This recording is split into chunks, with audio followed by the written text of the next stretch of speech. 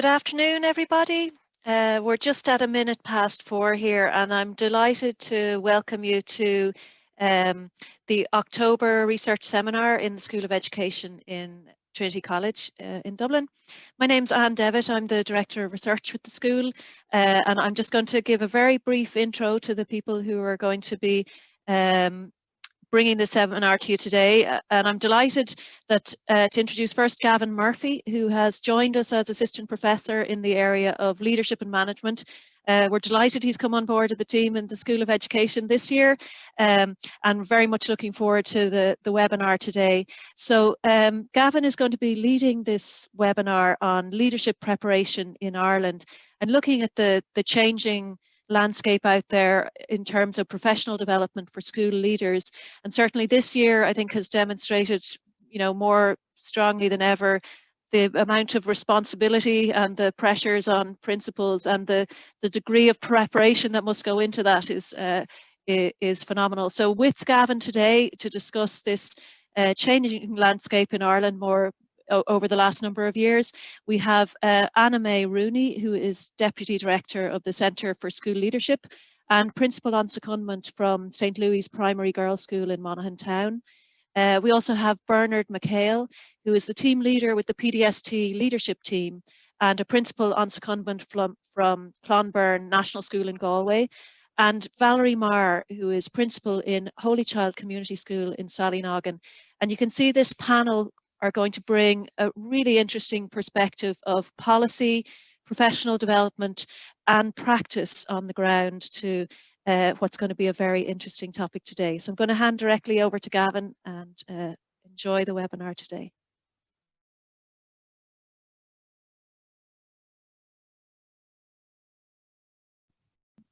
Thanks very much, Anne, and thanks to everybody for being here today.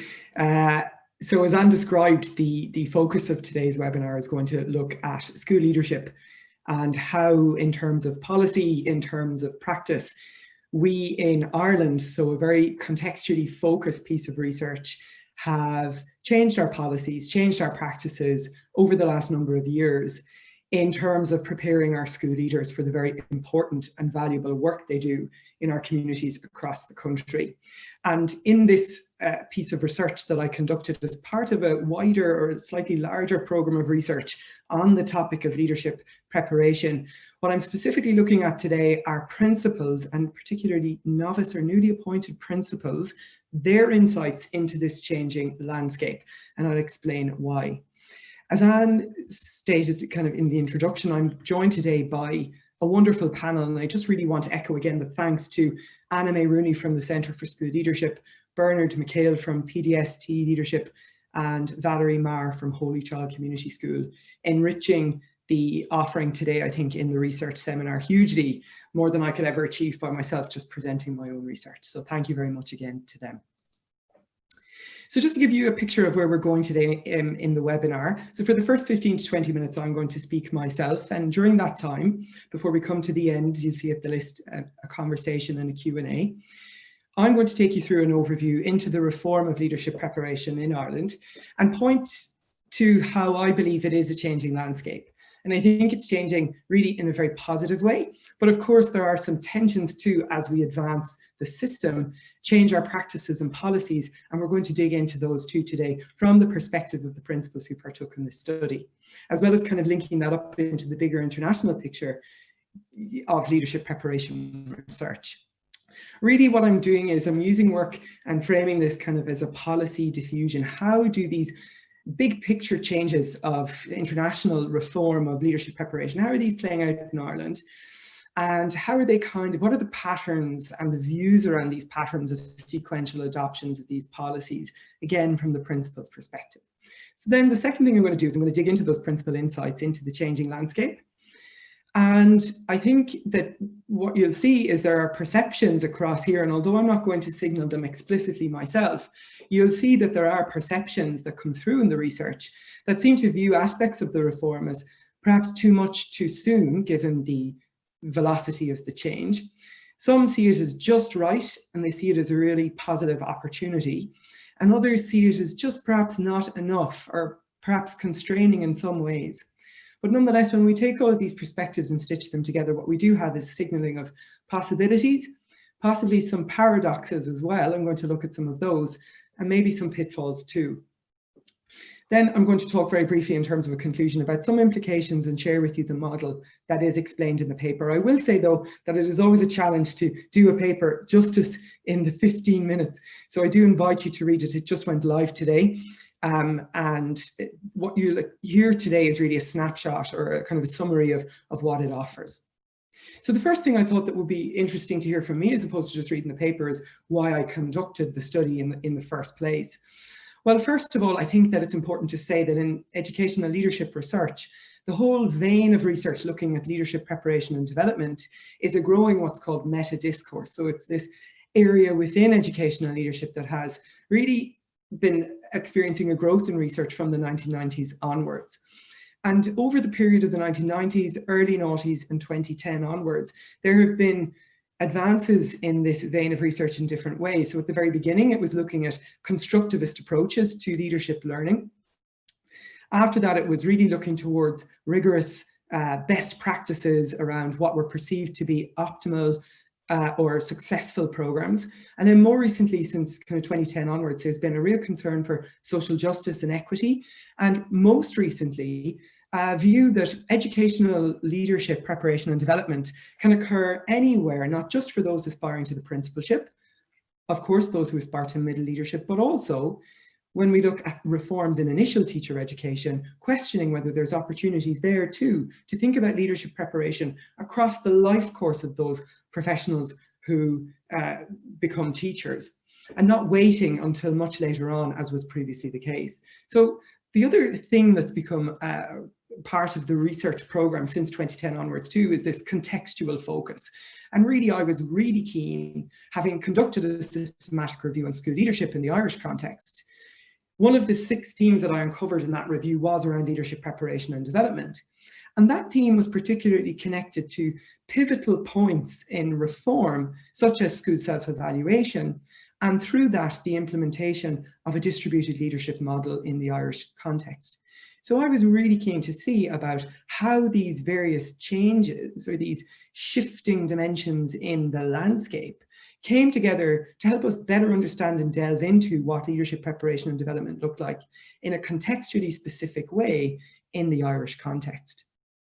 Also, this fits with broadly the whole research agenda in educational and school leadership that acknowledges increasingly the importance of context, both at the national and local levels.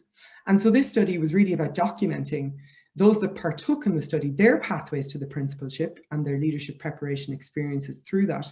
But importantly, in relation to the reform in the Irish context, how they felt prepared for now what was their role in others' leadership preparation within and sometimes outside of the school context. So the concepts I used to frame my literature review in this study were leadership preparation, so really looking at that literature in 2 ways, both in a general context independent way and then looking at research that was conducted in other jurisdictions internationally in a contextually specific way. I also looked at research around principals' career pathways, given that there is a body of research about this and around particularly the pathway leading up to the novice principalship stage. So I was really interested to see how these pathways fed into concepts of preparation or deeming oneself or being deemed by others to be prepared to lead.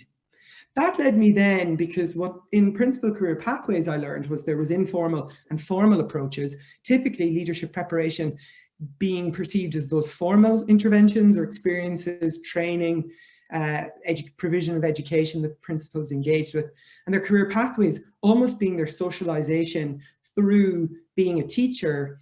And I'll explain these more as we go through the presentation today, kind of being the informal dimension.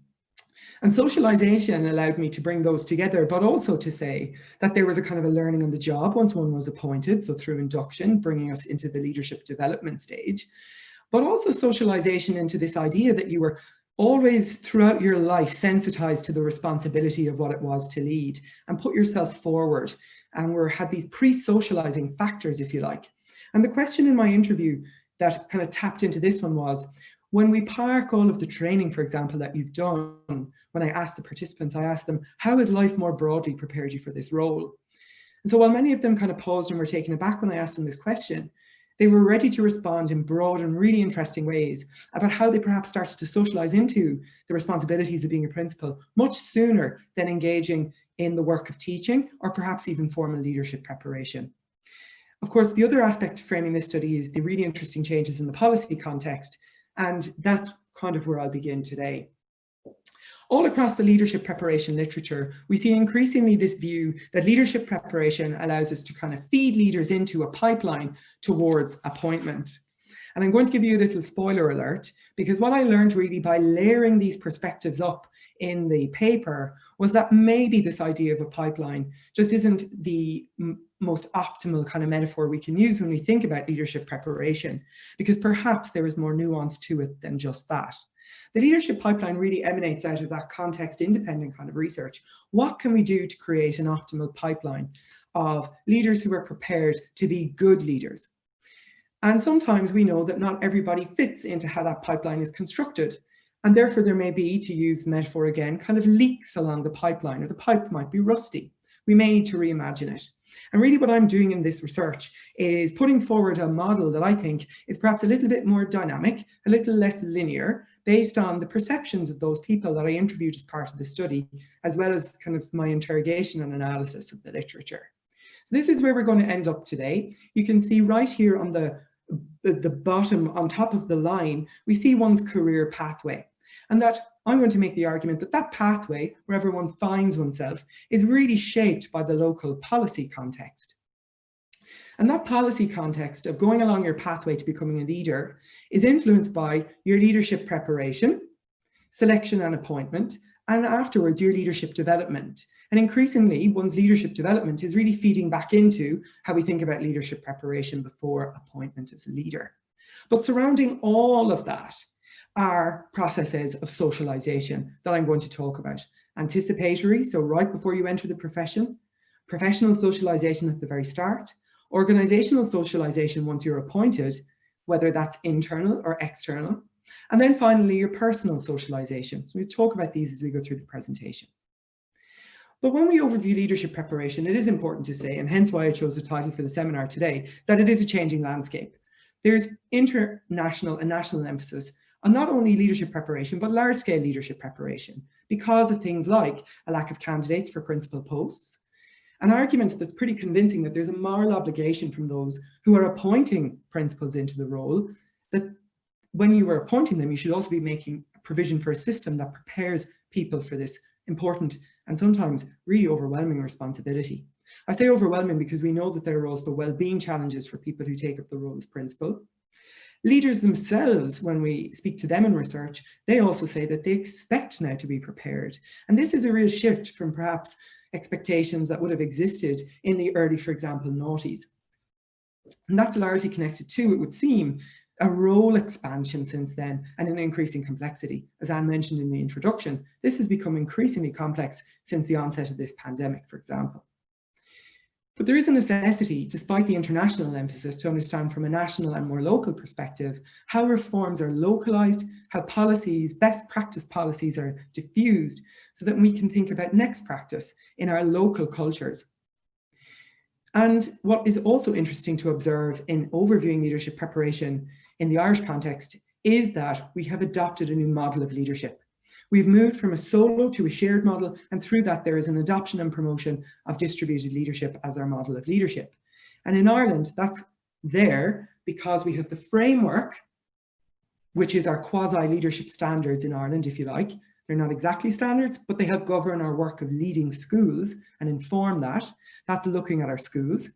The process through which we engage the framework is through school self-evaluation, and the model of leadership underpinning all of that is distributed leadership. Important here to signal too that increasingly the work of leadership and evaluation work are connected.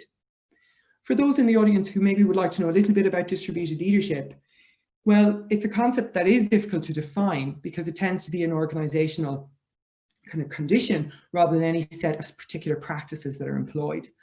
What it symbolizes is that there is a renewed focus on collaboration and middle leadership rather than simply a hero at the top of the organization, namely the principal, that lone wolf figure.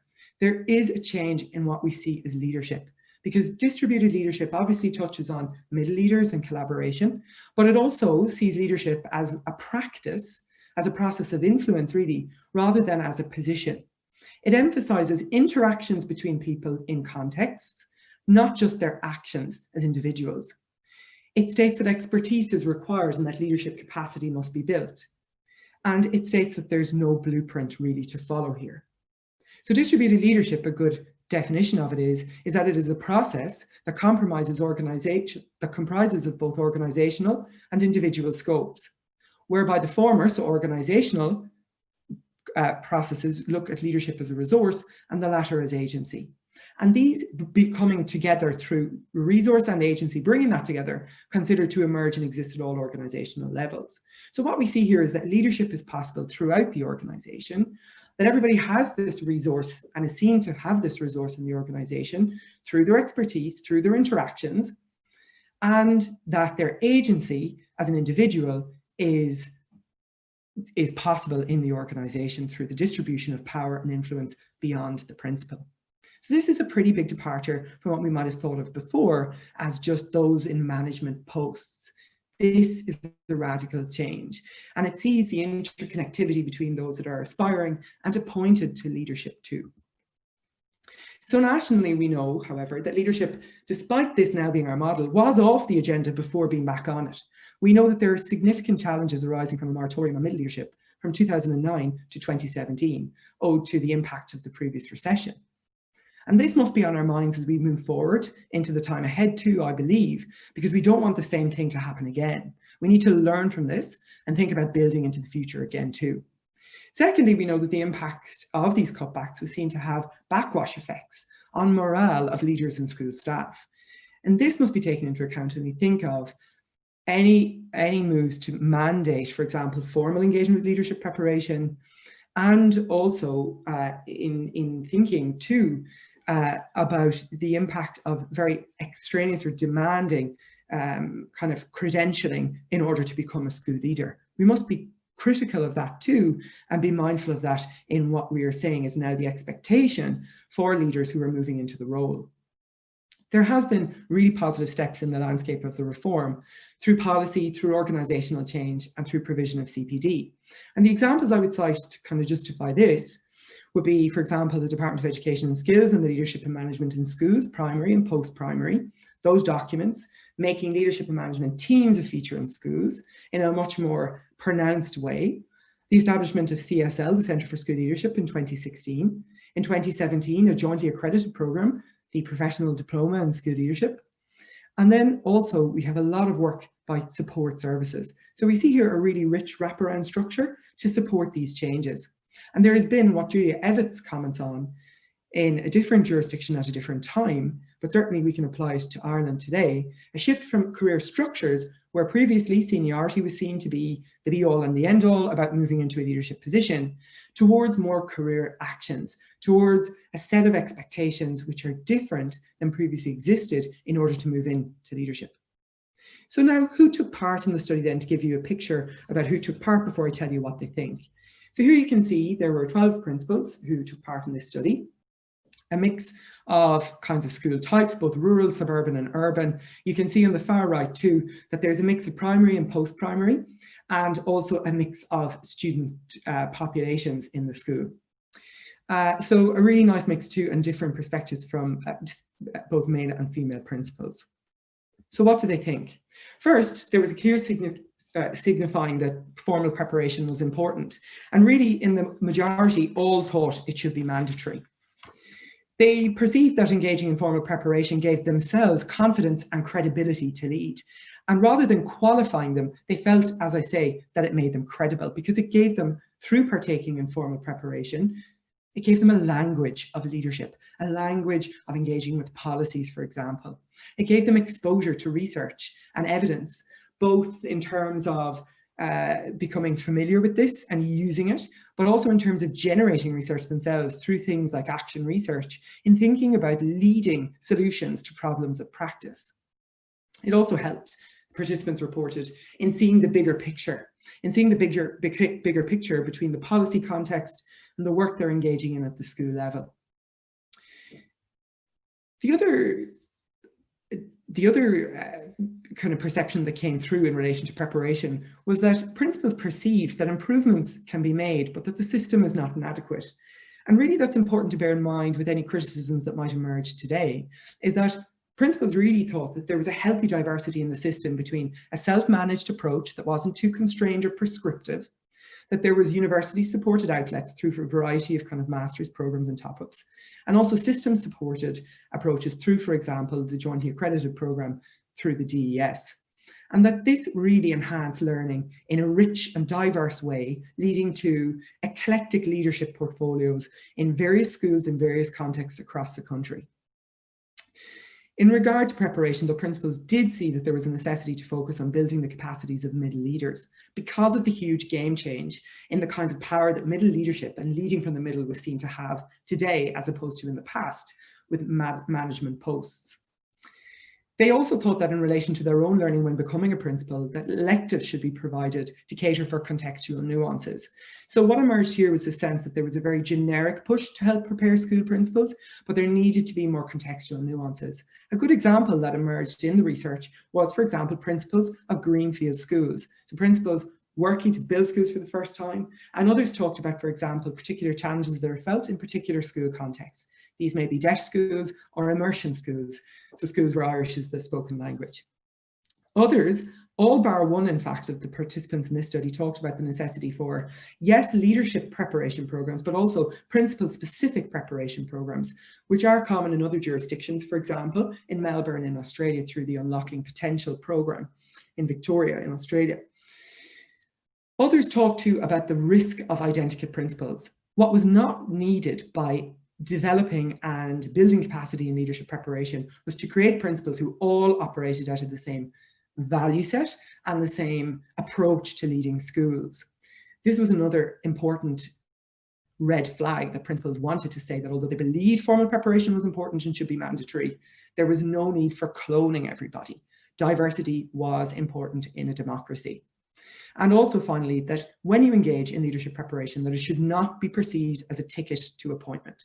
For some, it may be that it encourages them to think about what kind of leadership position they would like. It may be middle leaders. For others, it may be just to help them understand leadership and the system rather than actually taking up a leadership position. So because of all the changes in the policy landscape and what we know about leadership preparation and views about it, there were these tensions between the policy changes and individuals' pathways. A clear example there would be if, for example, you were perceived that you would be due an appointment to middle leadership, and suddenly the rules of the game change through the policy. And therefore the policy really a move in previous policy focusing on structures towards more career actions, for example. And these structures in the system world changing, that you in your own personal life world had to take specific career actions that now were radically different. So one key thing was, for example, this view that although it's not mandatory currently in the Irish context, that increasingly having graduate studies and formal certification in leadership preparation perceived to be important to secure particularly senior leadership positions and especially the principalship. While this wasn't stated explicitly, it was strongly perceived that it was required. And really a huge shift at the last of this list here, this focus on a move from just experience to a kind of an expertise now also being required, both within and beyond an idea of what looking at our schools was looking for. Then when we move beyond preparation to pathways, we can see that there's a really important significance of teacher leadership coming through in what the participants told me in their pathways. They all had the opportunity to lead informally, they told me, before moving into a more formal trajectory of preparation.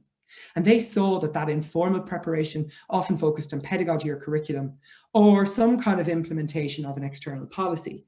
Examples that I had in the study included digital strategy for schools. Others talked about teacher mentoring and mentoring student teachers as really powerful examples about building one's leadership capacity.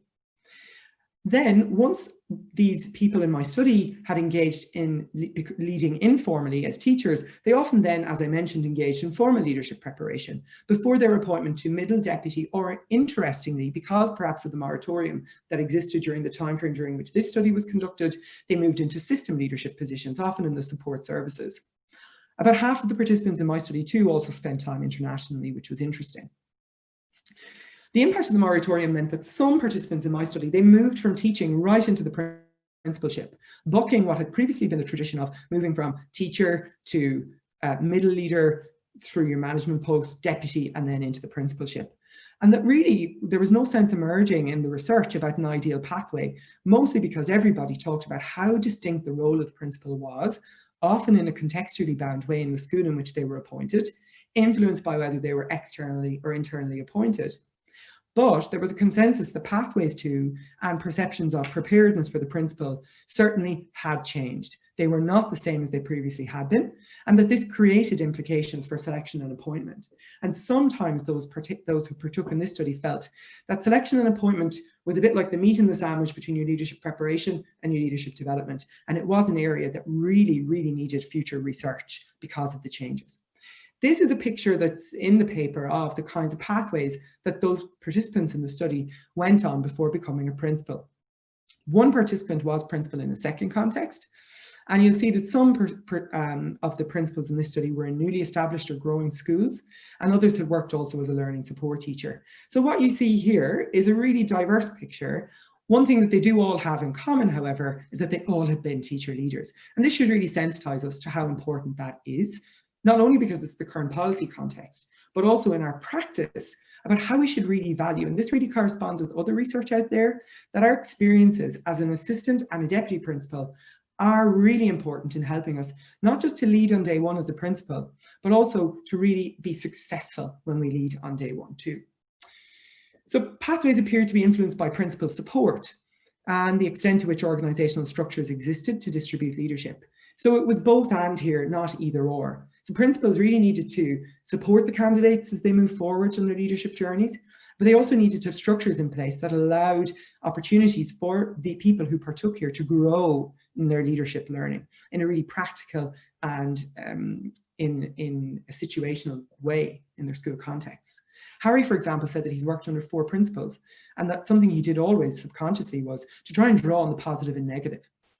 There are key implications, as I mentioned here, for assistant principals and deputy principals. We really need to focus on how school principals have a role in creating really positive experiences for assistant and deputy principals in their leadership learning experiences. We need to bear in mind too, however, that there are disappointments along this trajectory and pressures where things don't work out as have been planned or as expected. So pathways and our movement along them, sometimes we mightn't get the appointments that we hoped for, that we felt that was our turn to get, particularly with the change in the policy context at the moment. And this signaled very clearly in the research that pathways and emotional labour were something that demanded more research too. How we work with and conceive and deal with, both as the person who's trying to support the other and the person experiencing it, rejection, disappointment, wounding, how that impacts our identity and how we actually construct these experiences of perhaps not getting the appointment we hope for, and our resilience through going through our leadership pathway are really important things and interesting things that came through in the research. It was clear that the leaders who made it to the principalship in this study all talked about rejection and disappointment, but reconstructing those wounding incidents to help them be more resilient for the role that they walked into in the end.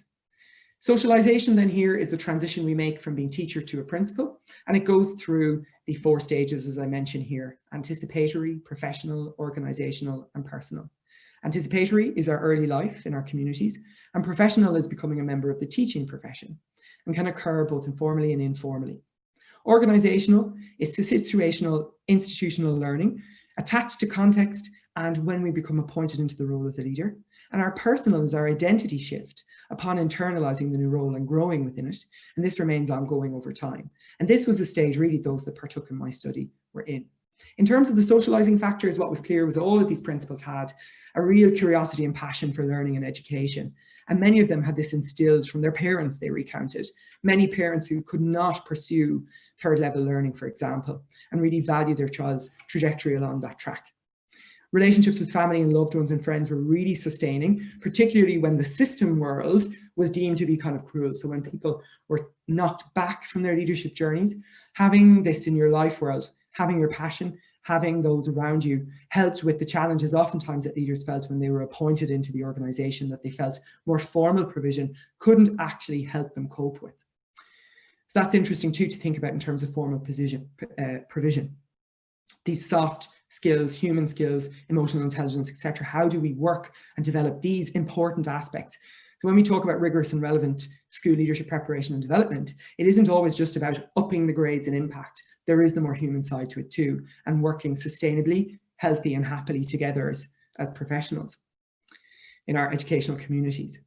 There was clearly a lifelong propensity amongst all these people to step forward and steward responsibilities, and they tended to view socialization in tandem with more conventional approaches allowed for this more nuanced understanding beyond the pipeline, beyond the linear view, and it allowed for appreciation and analysis of the life world, that personal and human side of being and becoming a school leader, and the system, learning about the policies, the research evidence, the good practices. These go hand in hand, and it was important to do justice to the participants to relay that both were important to them in their journey, and deemed that both should be important to those who aspire towards leading too.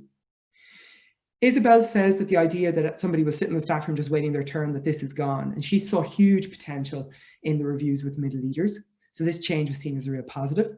Fia talked about just being more senior does not mean you're better or more experienced in a particular area or would do a better job. These signify the changes that were happening, but the challenges that existed too. There were appointments challenges, as I've touched on. There was a necessity for clearer understanding and promotion of this, of the framework, process and model approach of looking at our schools, school self-evaluation and distributed leadership, as well as competency-based interviewing. There was also a necessity to think about how school principals would provide not only professional, but emotional supports too. There was a risk involved that these wounding events too, where, for example, these emotional supports wouldn't be made available, that these wounding events where, for example, people weren't appointed to leadership positions would challenge creating a culture of distributed leadership, especially because in the Irish system, as compared to systems internationally, there are challenges in terms of mobility, in moving around as a teacher leader. And this created a kind of sense of feeling stuck, particularly when things didn't work out. And this was a challenge reported too. Megan thought that these offered an opportunity for growth, however, that these wounding events could be, when dealt with properly, could lead to kind of coaching and feedback and leadership growth. There were developmental needs for principals themselves too, not only in relation to the staff that they worked with. They needed support, they said, in distributing leadership, in reviewing their leadership team, and in building the capacities of middle leadership. Another challenge that came through was the inconsistencies between AP1s and AP2s. So the role of the assistant principal being really important too, especially how to sustain applicants to assistant principal 2 positions in some school contexts. This was a challenge some principals reported. And it really is imperative to sustain applicants to these middle leadership and management positions without reverting to the norms of our previous system, especially as middle leadership gathers momentum in the policy context. So to conclude then, the picture on the right is the picture I used as the spoiler alert before we started. We can see that the policy context does impact people's career pathways, because when the policy context reforms, changes occur in one's career pathway that have to somehow mirror that policy context. Whether or not that is represented in selection and appointment and leadership development yet, perhaps it's too soon to say in our changing landscape, but we can certainly see it changing in terms of leadership preparation, with serious efforts by all system players in regard to this. Perhaps what is absent though is a more considered view around the socialization processes that are also really important and human in making changes here. So when we look at leadership preparation from a contextual perspective, it really is just more than a simple pipeline, as we can see. It's a more complicated maze like we see in the image before us. So leadership preparation is really a social practice situated in a cultural context with its own history, as much as reform of it is a structural task. There are many complexities, therefore, in engaging reform of leadership preparation in a system. The particular difficulties that I've talked about today, which are some of them, others in the paper, signal that in various cultural contexts there will inevitably be different challenges as we move to drawing on best practice, but in different cultural contexts these will play out differently. And that there can be dualities or tensions between the way things were and the way things are, and seeing these in productive tension as opposed to a huge replacement of one another, are perhaps important and help us to avoid just dichotomous thinking or either or thinking. And signal too, again, that reform is not just about structures, but about cultures. And really, I think what this all shows us is that there's an ongoing need to think about reimagining leadership preparation into the future. So thanks very much. And now we're going to have a chat, and each of the participants on the panel are going to share with me their reflection, having read the paper. So I just invite the participants to turn on your cameras, and we're going to start with just an individual reflection, and I'm going to go to Anna Mae first to talk a little bit around the paper and really your interpretation of it, Anna Mae, based on your role as Deputy Director of the Centre for School Leadership. So over to you. Thank you very much, Gavin. And just before I begin, I want to say congratulations on a very timely addition to the fast-changing and challenging landscape of Irish education we find ourselves in as we meet today. The paper serves to illuminate challenges and opportunities that are in all things leadership. So it's very dynamic and interesting space to be in. And thank you for the opportunity to participate. It's a real privilege. And also, before I start, I do want to say that there's been incredible change in the past couple of decades with a specific focus on leadership, and this has been very welcome. School leaders have needed and indeed received intensive support from the system, but I also want to acknowledge as I begin today the incredible challenges presented by COVID-19, which has served to put the proverbial tin hat on everything, as we all know, and the incredible amount of work that has been achieved by school leaders since March, over their summer holidays and through September. And, you know, now more than ever, they need support from the system. And this is why I feel privileged today to be joined by Bernard from PDST and Valerie as a current school leader, because it's the mantra of CSL that it's only through collaboration that we can achieve what school leaders really need. And that's very, very important to us. So I have 3 points to make about your paper. I'll be very brief. It'll only take me 4 or 5 minutes. Just to begin, you highlighted the current focus on the new leadership and management structures and on supporting large-scale school leadership projects. And the CSL is very proud of the postgraduate diploma in school leadership, which is such a large-scale project supported by the department and oversubscribed each year. But along with other similar programmes in the Irish system, this reiterates what your respondents referred to, Gavin, when they mentioned about academic programmes prompting reflection and boosting both confidence and professional credibility. And they do this very successfully. But I would like to propose as well, alongside that, that more informal provision is needed in advance of the commitment aspiring leaders make to programmes such as the PDSL and other similar programmes in the system, be this at certificate level, diploma level, master's or doctorate level. And from our overview position in the Irish system, we in CSL would see the need for more shorter, more informal, bespoke, blended programmes and resources for those aspiring to leadership to enable them, I suppose, to reflect on their skills, their readiness and the stage of leadership they're interested in before they invest the time and their finance in the longer, more formal programmes available to them. And we hope that the interactive resources proposed by the CSL model and continuum of professional learning will be of assistance here to ensure that all leaders, and we see leaders at 6 stages of leadership, from teacher to middle to aspiring, through newly appointed, established and system, that they will be able to have access to materials like current research, like a self-evaluation or self-reflection tool, which can be used individually or with a school team to outline strengths and areas for improvement, like a list and a calendar of CSL endorsed professional learning specific for their stage of leadership, along with other supports like mentoring, one-to-one and team coaching. And I suppose all of this we like to see sitting alongside the support provided by our colleagues in the system. And when I say our colleagues, I mean the professional organisations, support services, management and trust bodies, unions, education centre networks, and also in consultation with the statutory bodies, the NCCA, the NCSE, the Teaching Council, and yourselves, our third level colleagues. And we believe it's only through working closely with our colleagues in the system that we can ensure that these supports for those aspiring to leadership and those already in it are cohesive and are relevant and include all the elements of professional learning as proposed by the Centre for School Leadership, and that these informal supports will build up slowly over the coming weeks and months on the CSL website.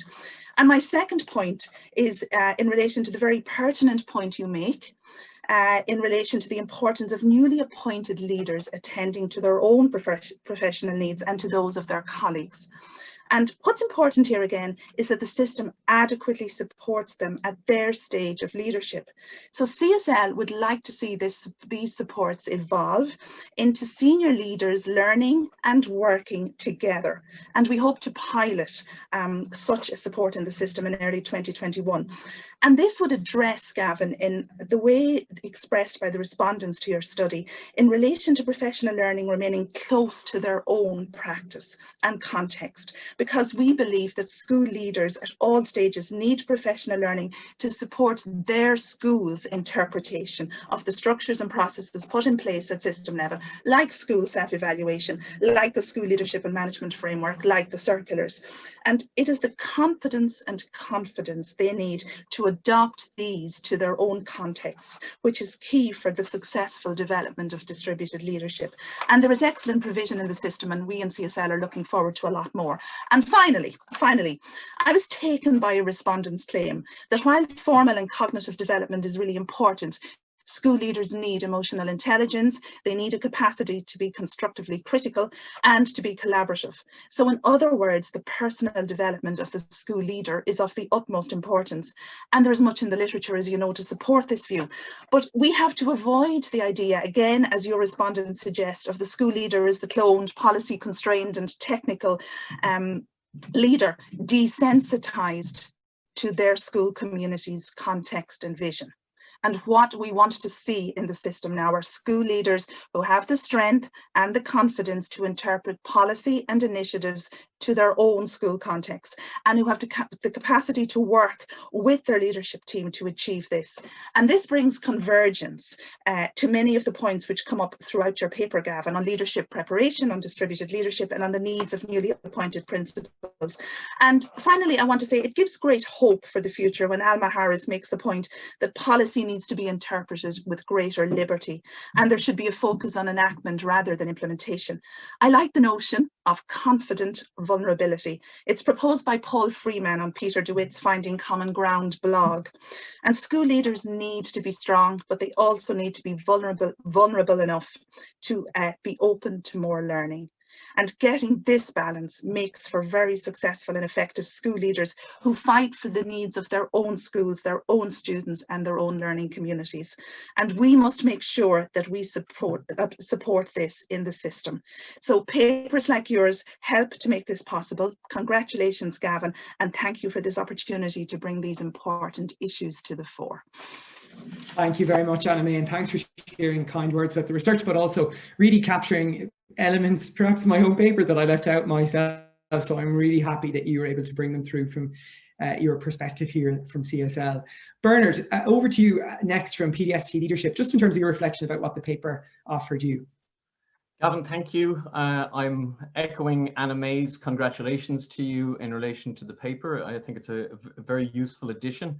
And also echoing Anna Mae's concern about school leaders through the last period of time, that people have been through a lot of challenge.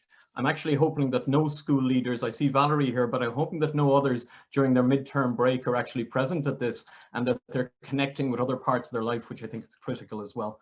I think one of the strongest pieces that comes through the paper for me is the centrality of the principal as learner, the principal as learner in their context. So in spite of tracing pathways of preparation through personal and formal and informal ways, that point at which a person is in their school context is a critical moment where there is new learning which may not ever have been considered before taking place. And the need in that place for contextual learning that's also supported, that there's reflective space for school leaders when they arrive in their context, and that the diverse nature of context for Irish school leaders, from small rural schools through, as you say, JESH schools, special schools, with diverse histories and diverse cultural practices within the school, that the principal as learner here, and learning about their context, but also learning about themselves, and seeking to bring transformation, to bring development to their school, and with the focus on their students. I'm really pleased with the idea of student outcomes as being wide-ranging, not simply about grade orientated. They're about many, many things, but they are still about student outcomes. But that focus for the principal as learner, as both trying to learn and trying to transform, I think is a critical piece in the paper. And I think it's a very important and vulnerable stage of career when you arrive in context, to be able to begin to learn again, and at the same time demonstrate competency to one's colleagues, while that veneer sometimes of competency doesn't get in the way of the vulnerability that's necessary to develop coherent professional relationships. I also think the paper points to the very complex nature of school life. I mean, that's been obvious through COVID, but in the time of this paper, those dualities which are described, the tension between those, the formal, the informal, the experience, the expertise, that those have their nexus in the context and sometimes in the person of the leader, and that difficulty for them in being able to acknowledge sometimes that there is a degree of uncertainty and there is a degree of being pulled between different directions when newly appointed. In PDST, our support for newly appointed school leaders is diverse. I think our Mishnok program helps support newly appointed people in developing knowledge bases, but also in developing professional networks, which are critical in sustainability through career. We'd also see that our supports for school leaders, where we're connecting parts of leadership teams, which I think is very important in your paper, connecting principal and deputy, sometimes scaffolding those relationships so that they're supported into a common understanding of what the priorities in a particular context are. And reaching onwards into middle leadership, where, you know, we've been working with middle leaders for 3 years now in our core program, and we see the developments of that moving towards team-based leadership work in schools. And it's work that we are doing in school support, and we see that as a very, very important piece, where we're not simply working with the principal or the deputy or the middle leader, that we're working with a team of leaders to try and synthesize their common priorities and try and bring a unique conversation to the school that everybody can buy into. It's a wonderful paper, Gavin. I would love to see these people in about 10 years' time being re-met, and the vicissitudes of leading schools and the impact of that through that 10-year period and where those developments have taken place. I would suggest that sometimes the concerns of our leaders with experience are sometimes quite different from our newly appointed. And that journey itself is very important, that it's scaffolded and supported all along that way. Thank you. Bernard, thank you. Valerie, your reflections on the paper, please, as a principal, would be interesting to hear as well. Thanks, and it's always lovely to be the final speaker, because a lot of what I had has been said. So I think I can make this very concise. But certainly, it was as my own background as I'm principal in Holy Child Community School in Sallynoggin, and I'm going into year 4. So still would feel very much still learning the job and learning on the job. It is, the leadership preparation is hugely important, and in my own context, certainly I engaged in the Masters in Leadership in UCD, and that was certainly very formative for me in terms of consolidating the leadership and in terms of putting myself forward then for principal roles. So that was certainly reflected in the paper in terms of that formal preparation and giving you language and permission to go forward. In terms of career pathways, I think it's many and diverse. And when I reflect on my role now in the school, in terms of mentoring others, and that succession planning or the enabling others to move into leadership roles, timing is everything. I was very lucky to come into the system when the Circular 003 2018 came, and that was a game changer for the school systems in terms of the appointments of assistant principal 1s, assistant principal 2s, competency-based interviews, where roles and responsibilities rather than going for jobs. And as part of that position, then we do get to sit every year. Naturally, we're meeting with the AP1s, AP2s, but having that very formal annual review has been, it is something that is very necessary. It is helpful for those who are working extremely hard to get that kudos, because it does go to the Board of Management. And for those maybe that are struggling with their role, it does give it can be a difficult conversation as to what has happened in the previous year. So when you talk about distributed leadership, it's also that you have to be at the land that you have to have people that you can distribute to. We talk about leadership across the building, and it doesn't have to be that formal, those formal AP1s and AP2s. And so we very deliberately use the language of leading out on a particular intervention or a particular initiative. So again, that notion that we're continuously developing leaders to step up into roles. In our own context, we're a young staff, so for many, they're not ready to take on a very formal role, but are happy to lead out on particular initiatives and interventions. And when I reflect on my own experiences, it's that it is that somebody believes in you, or somebody enables you to take on a piece of a role that then encourages you to go forward into more formal leadership roles. We talk about support, and that's for the novice principal, and certainly one of the most vital things that happened in the system was the professional coaching that has been made available. And I know there's been significant financial investment in that, and for us and for me, it's been enormous. It gave me certainly time and permission to step back and reflect. And I think in the busyness of a school principal's life, when you don't get a minute and the door is, there's always a knock on the door or the phone is going, starting to get that time to have a professional coach to allow me to reflect on where I needed to take the school next was hugely important. And then to take that into group coaching that both Anna Mae and Bernard have mentioned, and so that we are developing us as a team and having that professional coach to come in and work in our school with the leadership team has been massively important as well. We move into the time of COVID, and that has put, I suppose, things online and on screens, which is a little bit more difficult than the in-person meetings, but it is still working, and it has, I suppose, given us a new way of doing things, a new way of looking out for things. And just finally, then we look at that, we talk about resilience, and we talk about student resilience and staff resilience in this time of COVID. And we have a motto in our school now, to slow down, to catch up.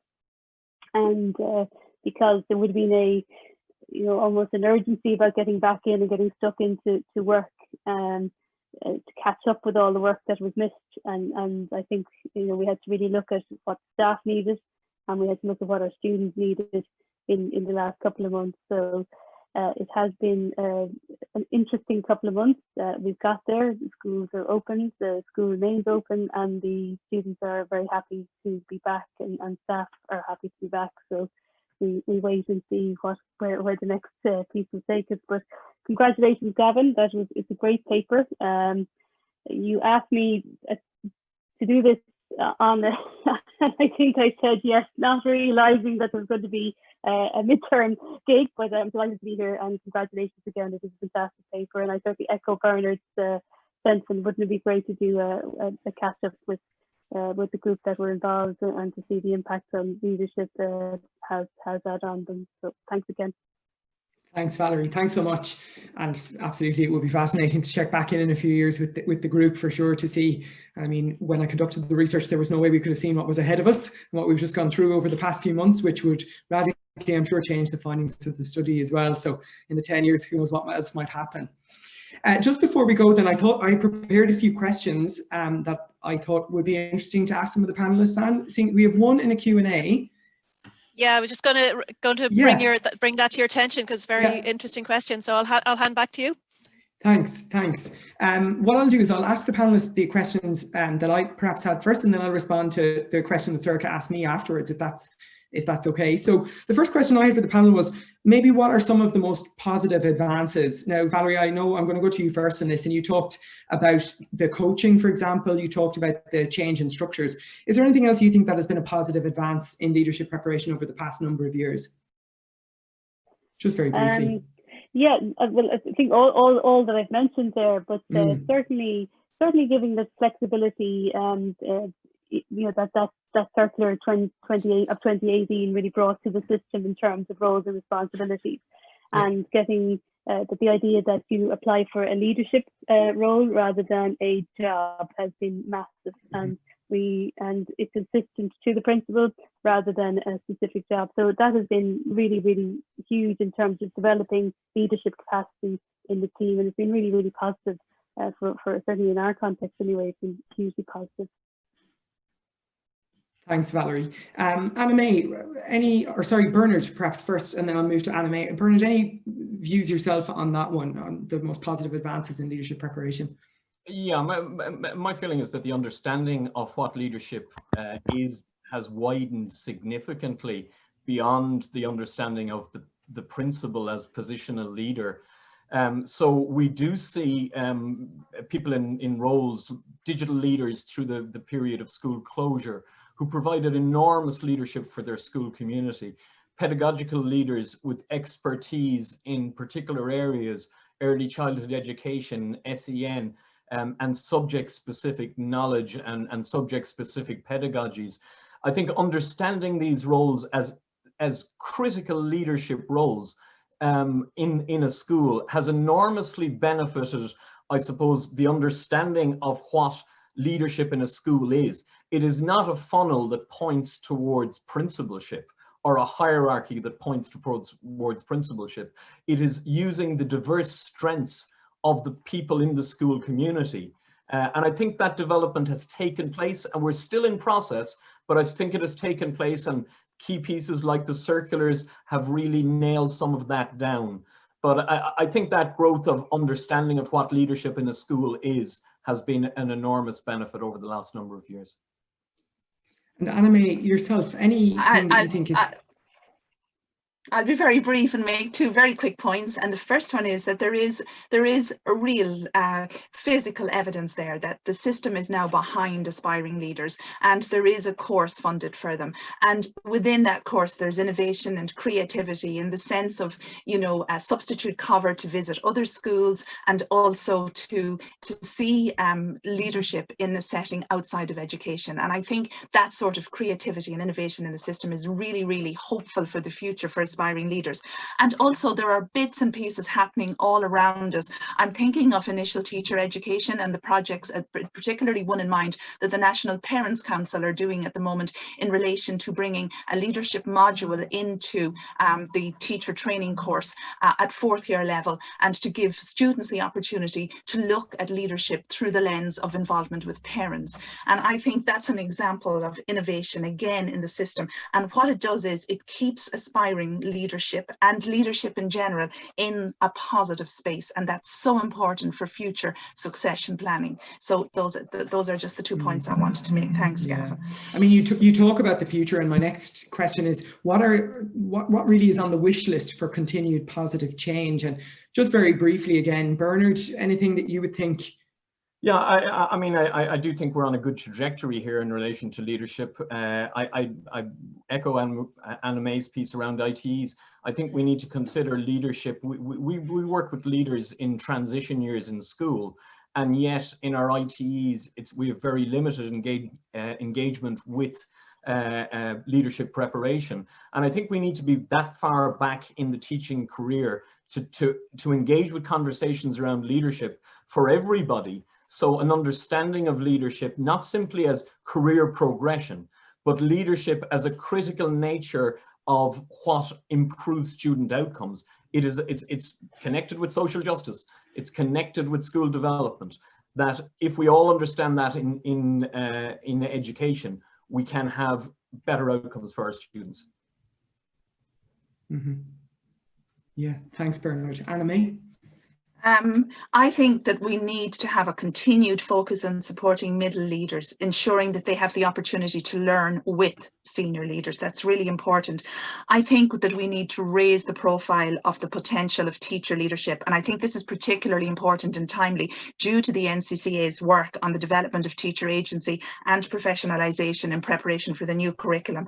I think we need to develop opportunities for established leaders to access secondments and sabbaticals without incurring financial penalties, because we need to achieve more system mobility and we need more expertise in the system. And even more importantly, we need to keep oil in the lamps of those who are in the job for longer. They need specific support.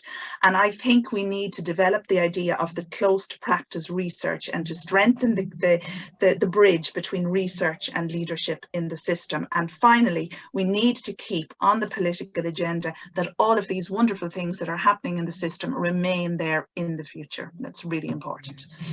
Agreed. If I could just add to it in terms of my own views, perhaps just briefly to say that I think it's really important that we continue to support a diverse cohort of people towards the school leadership role at teacher, middle and school principal and indeed system leadership levels. I think one of the things that perhaps I didn't get a chance to expand on in the presentation was that there are certain cohorts of people out there who feel like the leadership journey and what it demands now is just not possible for them, and we need to be always mindful of that as we move into the future too, with the positive developments that we support everybody in terms of an equity perspective to access those to actually serve all of society.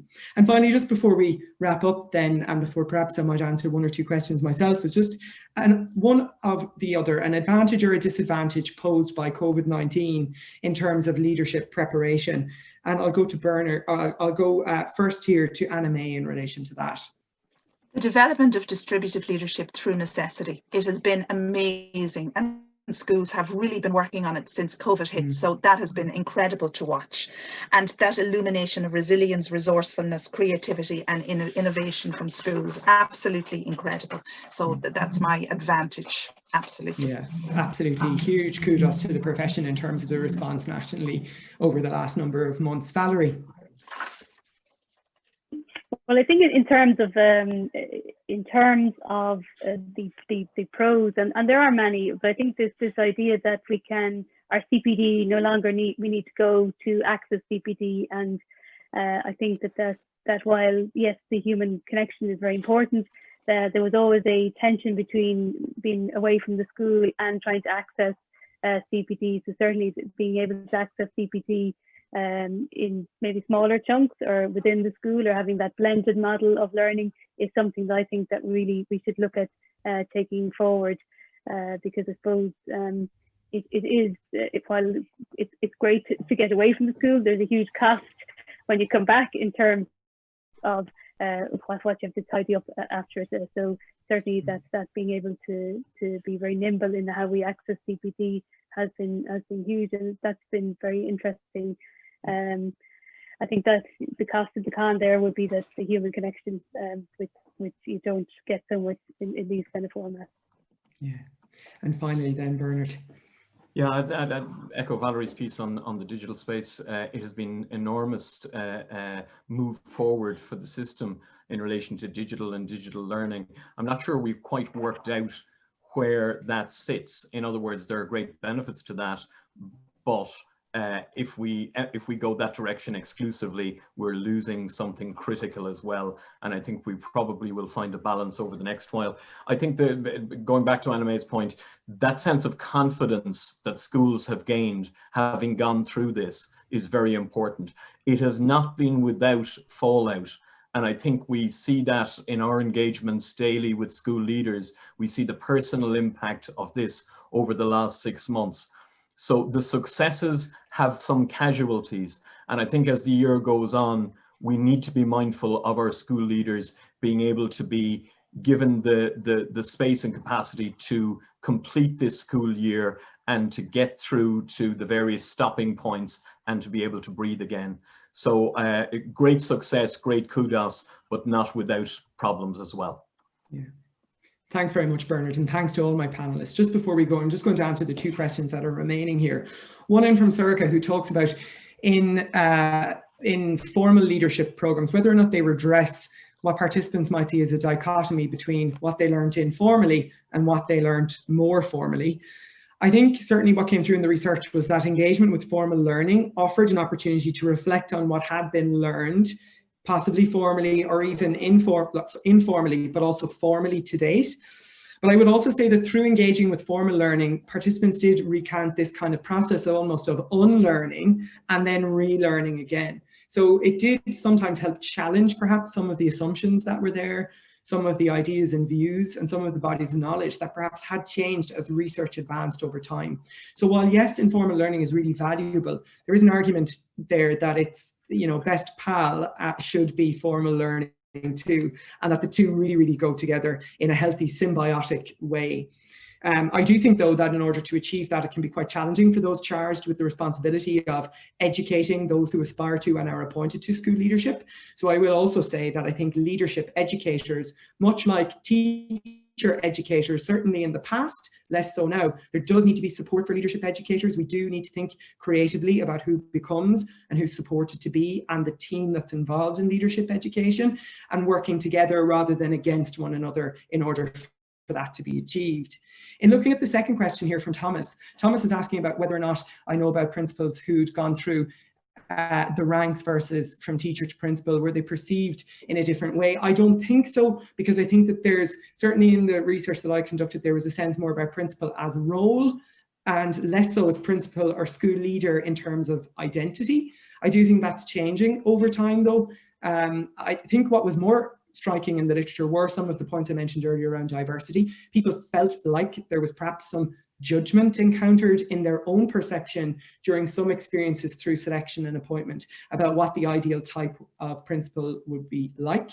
And we know that that exists in the research out there in terms of homosociability, this idea to bring people in who are like you yourself, either at the board or the previous principal. I think if we really do believe in the spirit of change and opportunity by investing in leadership and what that can bring, then we should open our minds to who can be part of school leadership too, as I say. So thanks everybody for being here today. Thanks again to Anna Mae from CSL, Bernard from PDST Leadership, Valerie, Principal of Holy Child in Sallynoggin, Holy Child Community School. And thanks also to Anne for introducing us today, and to all of you who've joined us today remotely. I really do appreciate it. Enjoy the rest of the week and midterm for those of you who are teachers, and I hope to see you all soon. Slán go fóill gur míle maith agat go léir.